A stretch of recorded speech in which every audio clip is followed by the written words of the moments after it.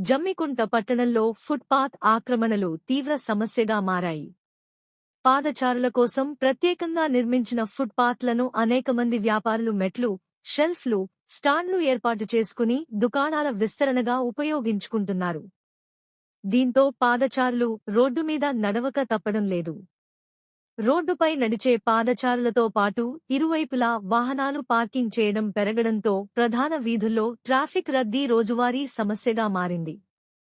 పాదచారి, వాహనదారులు ఒకే రోడ్డులో ప్రయాణించే పరిస్థితి ఏర్పడి చిన్నపాటి ప్రమాదాలు తరచూ జరుగుతున్నాయని స్థానికులు చెబుతున్నారు. మున్సిపల్ అధికారులు పత్రికలలో హెచ్చరికలు మాత్రమే జారీ చేస్తున్నప్పటికీ ఆక్రమణల తొలగింపుపై వర్తమాన చర్యలు తక్కువగానే కనిపిస్తున్నాయి.